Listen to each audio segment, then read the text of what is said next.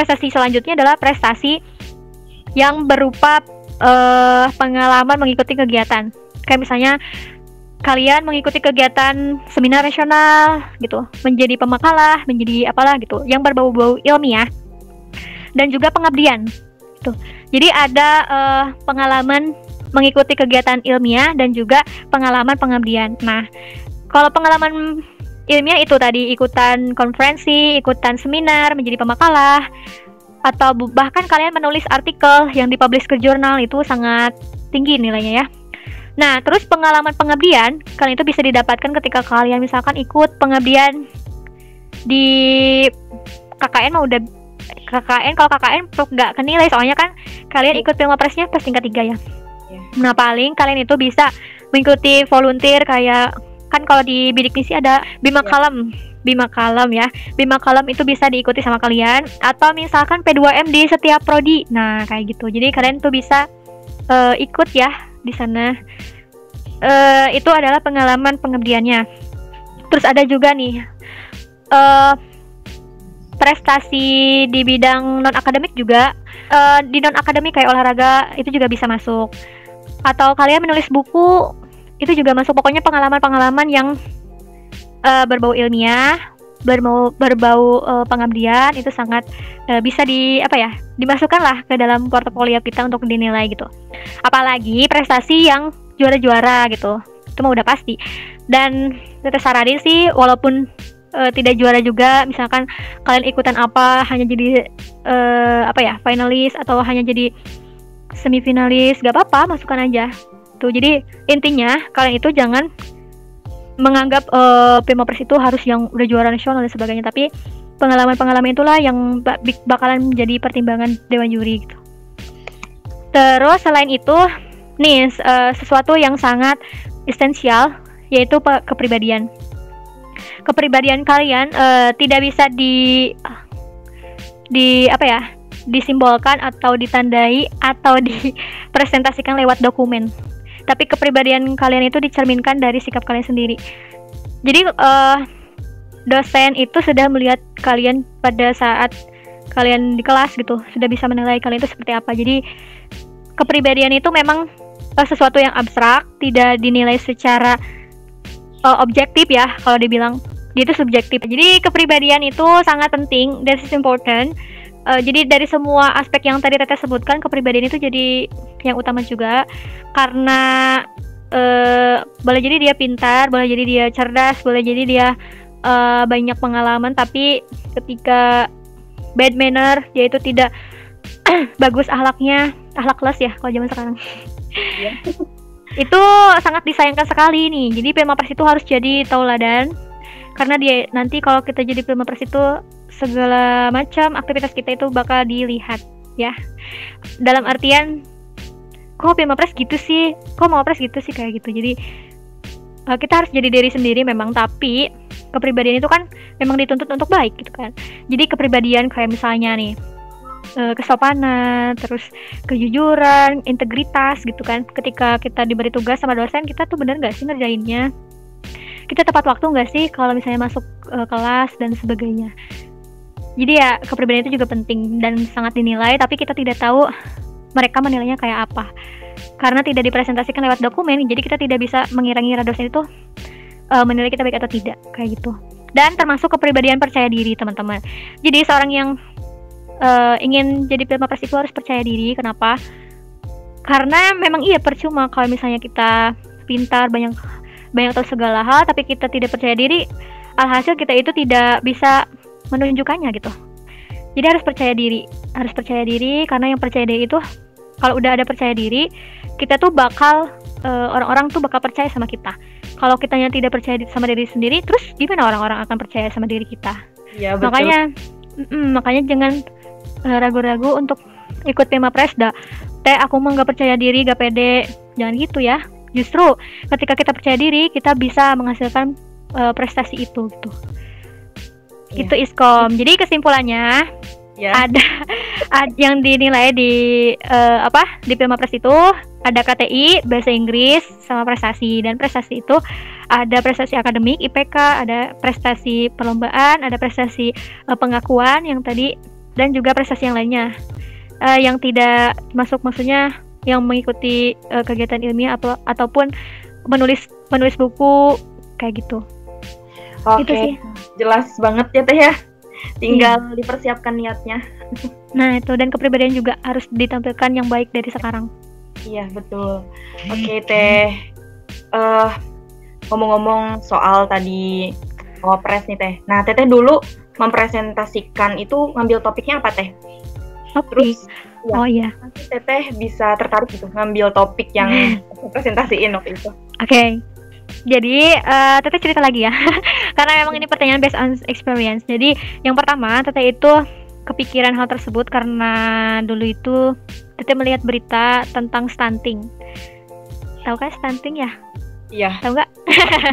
Pernah dengar Teh? Iya, jadi stunting itu berhubungan dengan gizi, alias jadi banyak anak-anak Indonesia tuh kayaknya mengalami stunting. Stunting itu ketika misalnya kita harusnya umur 8 tahun itu sudah punya berat badan sekian, terus tinggi sekian, ini enggak gitu. Jadi banyak orang Indonesia, banyak anak Indonesia yang mengalami gizi buruk istilahnya ya, dan mengakibatkan stunting. Nah, pada saat itu stunting ini jadi tren, maksudnya jadi berita yang sangat disoroti dalam hal gizi, karena dulu itu emang akan di tanggal 25 Januari ya, kayak kemarin itu kan hari gizi, dan Teteh memang seorang yang tertarik untuk mempelajari tentang gizi. Jadi Teteh mencoba untuk mengangkat tema tersebut. Ya barangkali Teteh bisa gitu memberikan ide atau solusi untuk permasalahan tersebut, karena kan gini, Indonesia kan sebentar lagi akan memasuki generasi emas, sedangkan orang-orangnya itu lemah gitu. Jadi harus dipersiapkan kan dari sekarang generasinya. Nah, oleh sebab itu Teteh mencoba untuk memberikan solusi dalam masalah stunting ini. Tuh, karena anak-anak Indonesia jangan sampai stunting semuanya kan. Walaupun tidak semuanya, maksudnya didominasi oleh anak-anak yang stunting kan sangat disayangkan, sedangkan Indonesia itu akan memasuki generasi emasnya pada tahun 2045. Makanya Teteh angkat tema itu, dan kebetulan pada saat itu Pilmapres itu di Januari diadakannya pada saat Teteh mah gitu. Jadi sangat relate. 25 Januari itu hari gizi, terus Teteh emang peduli sama gizi, terus pada saat itu stunting lagi disoroti. Ya udah Teteh, jadi istilahnya Teteh itu mengambil tren yang lagi up aja gitu, dan ingin juga berkontribusi memberikan ide, dan lahirnya sebuah pemikiran Galaxy ya, gerakan literasi dan aksi gizi. Karena Teteh pikir dulu itu bukannya memang keterbatasan ekonomi juga menyebabkan stunting gitu kan, karena orang tuanya tidak mampu membeli makanan yang bergizi mungkin, jadi anaknya juga kekurangan gizi, atau bahkan ada yang berkecukupan tapi tidak tahu gizi yang baik itu seperti apa. Makanya dari pikiran Teteh itu gimana sih caranya agar orang tua itu bisa mengetahui tentang gizi, terus mereka mampu membelinya. Sebetulnya nggak harus yang mahal-mahal kan, kayak misalnya protein itu kan bisa dari tahu dan sebagainya gitu. Makanya Teteh ada kan pemikiran seperti itu. Tapi dulu itu kan pas Teteh konsultasi ternyata harus tentang pendidikan kan. Makanya Teteh itu di remake idenya itu ya, istilahnya di remake itu maksudnya karena dulu itu Teteh concern ke masyarakat, jadi kayak pengabdian gitu, tapi karena harus dihubungkan dengan pendidikan sekolah dasar, makanya Teteh idenya itu dimasukkan dalam konteks pendidikan sekolah dasar. Jadi si programnya itu dilakukan di sekolah dasar dengan cara sekolah dasar itu mempunyai kantin sehat. Jadi di dalam Galaxy ini punya beberapa program yang itu berhubungan dengan orang tua, terus berhubungan dengan tukang kantin, tukang makanan di sekolah, dan juga sama anak-anaknya itu sendiri kayak gitu. Jadi pencarian idenya itu mencari masalah deh, mencari masalah yang lagi urgent, dan kita coba pikirkan solusinya gitu. Gitu. Sangat keren ya Teh. Alhamdulillah. Kalian juga bisa nih. Sekarang lagi tren apa? Kalian kan lagi tren ini pendidikan PJJ ya. PJJ banyak sekali kendala ya, banyak kendala karena akses dan sebagainya. Itu bisa kalau misalnya kalian nanti ikut Pilmapres bisa jadi bahan kalian lah untuk mencari ide kayak gitu. Nah Teh Teteh kan udah menjalani proses-proses berprestasi gitu ya istilahnya. Nah, ada nggak sih Teh perbedaan ketika sebelum menjadi mahasiswa berprestasi dan sesudahnya itu ada perbedaan, kayak misal beban atau tanggung jawabnya yang lebih berat misalkan? Oh iya. Kalau Teteh sendiri ya, ketika sebelum Pilmapres kayak sebetulnya tidak ada bedanya. Mungkin untuk belajar ya memang harus belajar, walaupun sebelum jadi Pilmapres memang harus tetap semangat belajar. Kayak kalau yang seperti itu mah tetap, jadi dari awal sudah dikomitmenkan untuk selalu belajar dengan semangat, harus selalu belajar hal yang baru. Bahkan setelah jadi Pilmapres harus lebih gitu ya. Jadi pokoknya setelah jadi Pilmapres itu jadi batu loncatan mungkin ya. Jadi di Pilmapres itu memang batu loncatan ketika kita semangat belajar sebelum jadi Pilmapres, terus semangat. Dan mungkin hal yang berbeda itu jadi beban itu harus jadi teladan mungkin ya menurut Teteh, karena seorang Pilmapres itu kan dipandang sebagai orang yang istilahnya punya sesuatu yang istimewa, mungkin karena kan kayak jadi representasi mahasiswa gitu. Kalau misalkan putra-putri UPI Tasik itu kan lebih ke, ya sebetulnya sama, tapi karena mahasiswa berprestasi itu kompetensinya sangat bergengsi ya istilahnya mah.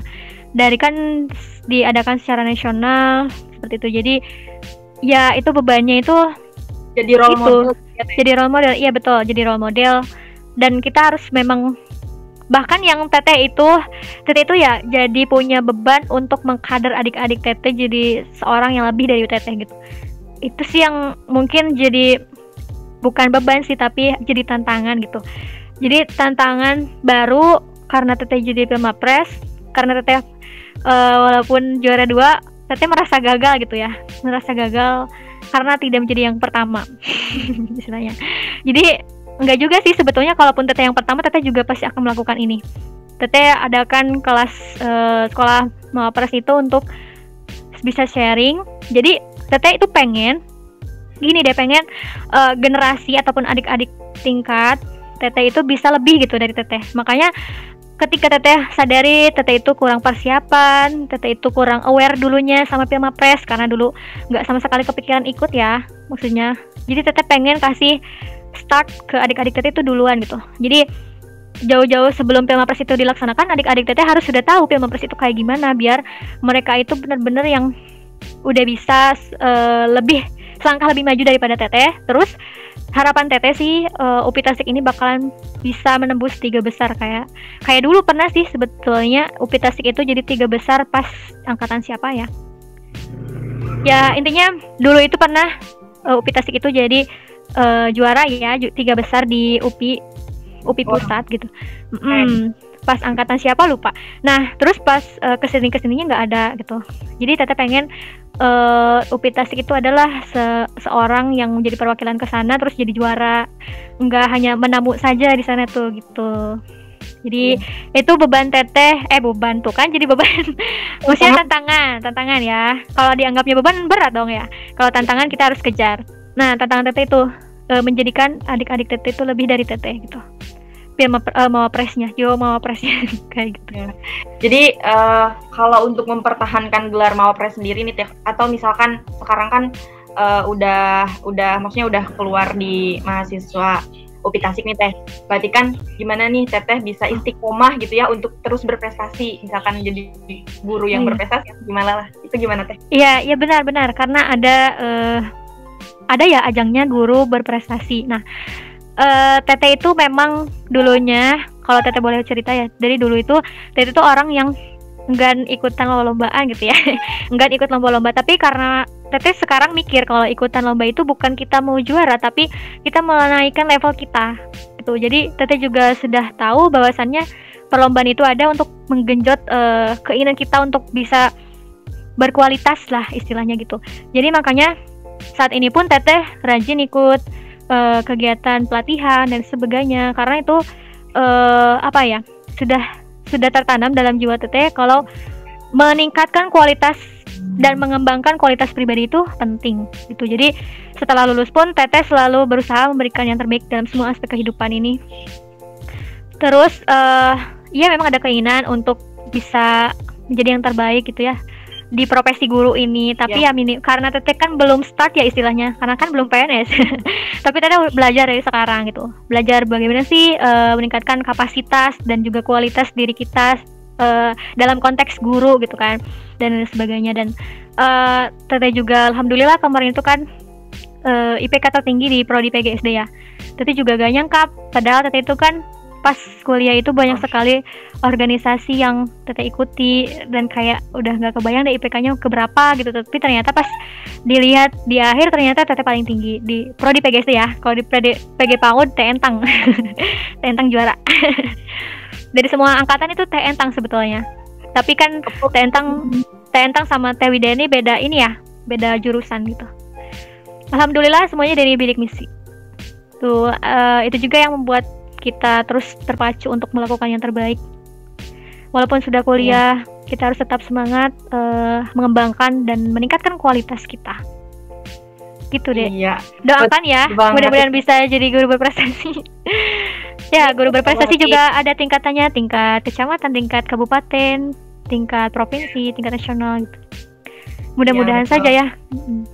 Amin. Semoga terus bermanfaat dan menginspirasi juga motivasi ya. Iya, seperti itu. Closing statement nih Teh. Buat kita adik-adik kelas Teteh, adik-adik tingkat Teteh, motivasi buat terus ditanamkan dalam diri kita untuk bisa berprestasi, untuk bisa meraih mimpi gitu dengan baik lah. Gimana Teh? Oke, sebelumnya Teteh sudah memberikan statement juga ya. Karena kutipan favorit Teteh itu adalah there is no dream too big and there is no dreamer too small. Tidak ada mimpi yang terlalu besar dan tidak ada pemimpi yang terlalu kecil. Dan quotes itu selalu ditanamkan sejak kecil. Makanya kita jangan menyerah dengan keadaan. Walaupun keadaan kita terbatas, tapi kita harus tetap melawan keterbatasan itu dengan keinginan kita. Kita jangan buat boundaries bahwa kita itu tidak mampu atau terbatas, tapi justru kita harus bisa mendobraknya gitu.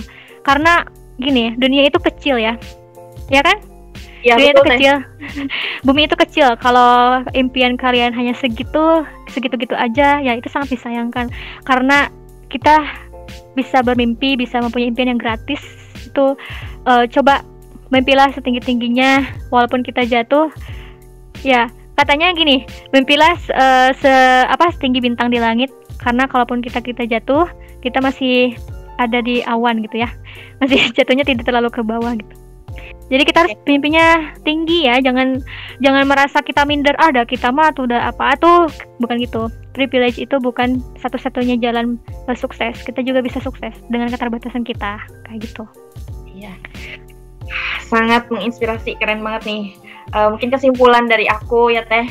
Jadi intinya siapapun ya Teh, siapapun mau dari kalangan mahasiswa bidik misi ataupun di luar mahasiswa bidik misi tetap bisa berprestasi, tetap bisa meraih mimpi setinggi-tingginya. Yang penting punya niat, punya tekad, terus percaya diri dan value-value lainnya yang bisa ditanamkan di dalam diri kita. Nah ya, tapi jangan lupa juga ikhtiar langitnya ya, berdoa, ibadah-ibadah lainnya, karena itu juga sebagai pelancar ya kehidupan kita gitu. Iya, ikhtiar dan doa ya teman-teman. Oke. Mungkin segitu ya Teh, dan terima kasih udah meluangkan waktunya berbagi di pagi hari yang agak mendung, tapi tetap semangat. Tetap semangat. Iya, alhamdulillah. Mungkin habis aktivitas lainnya Teh. Setelah ini ada Teteh mau ngeles. Oh, nanti. Oke, tetap semangat ya Teh. Iya, semangat. Harus semangat. Ya. Kalau gitu makasih banyak Teh. Mohon maaf kalau misalkan aku pribadi ada salah-salah kata atau perbuatan. Iya, Teteh juga sama. Ya, dan sampai jumpa di lain waktu teman-teman.